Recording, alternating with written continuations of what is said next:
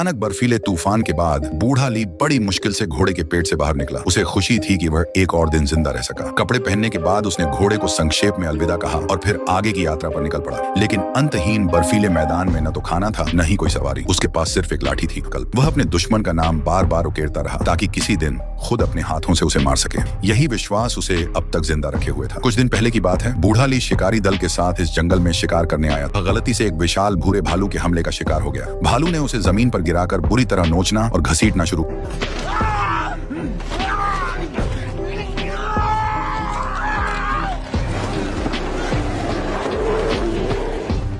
कुछ शांत हुआ। ली समझ गया कि अब केवल मृत होने का नाटक ही उसे बचा सकता है। भले ही भालू का भारी पंजा उसके सिर पर दबा हो, उसे हिलना नहीं था। सचमुच भालू ने समझ लिया कि शिकार मर चुका है और वह चला गया। मौका पाकर ली ने जमीन पर पड़ी बंदूक उठाई और लौटते हुए भालू पर गोली चलाई, लेकिन इसका कोई खास असर नहीं हुआ। गुस्साए भालू ने उस पर फिर हमला किया। मजबूर होकर ली को दोबारा मृत होने का नाटक करना पड़ा। यह उसका आखिरी दांव था। जब साथी शिकारी पहुंचे तब तक वह लगभग मरणासन्न था। उसके शरीर की हालत देखी नहीं जा सकती थी। साथियों ने घावों की जल्दी जल्दी सिलाई की, लेकिन उन्हें तुरंत वहां से हटना पड़ा क्योंकि पीछे कुछ लोग उनकी खालों पर नजर लगाए हुए थे। कुछ लोग स्ट्रेचर पर उसे पश्चिम की ओर ले गए, लेकिन एक खड़ी चढ़ाई पर वे उसे आगे नहीं ले जा सके। टीम में शिकायतें शुरू हो गईं। कुछ लोगों ने तो उसकी आंखें ढककर कप्तान पर दबाव डाला कि इस बोझ को गोली मार दी जाए। हालांकि कप्तान ऐसा नहीं कर पाया। उसने $500 देकर किसी को बूढ़े ली की देखभाल का आदेश दिया। जिए या मरे, सब किस्मत पर छोड़ दिया गया। दल आगे बढ़ गया। ली का बेटा और 2 लोग वहीं रुक गए। दल के जाते ही जॉन ने कब्र खोदनी शुरू कर दी। उसे पूरा यकीन था कि ली रात नहीं काट पाएगा, लेकिन 3 दिन बीत गए और ली अब भी जिंदा था। हालांकि वह बोल नहीं सकता था। जॉन का धैर्य टूट चुका था। उसके लिए जल्दी मरे या देर से मरना तय था। उसने सोचा, अगर तुम्हारी जान इतनी सख्त है तो मैं ही मदद कर देता हूँ। मौका देखकर उसने कपड़े से ली का मुंह जोर से दबा दिया। ली कितना भी तड़पा, कोई फायदा नहीं हुआ। नाजुक पल में उसका बेटा दौड़कर आया और उसे रोकने की कोशिश की, लेकिन अगले ही पल जॉन ने चाकू से उसके पेट पर वार कर दिया। अपने बेटे को मरते देख ली अंदर ही अंदर टूट गया, लेकिन वह कुछ भी नहीं कर सका। जब दूसरा साथी लौटा, जॉन ने ऐसे व्यवहार किया जैसे कुछ हुआ ही ना हो। उसने ली को जबरदस्ती पहले से खोदी हुई कब्र में घसीटा और ऊपर से हल्की सी मिट्टी डाल दी। साथी ने सवाल किया, लेकिन जॉन ने कहा कि अगर रुके तो भागने का मौका नहीं मिलेगा। इस तरह वह भी भ्रम में पड़कर चला गया और बूढ़े ली की जिंदगी मौत की किसी को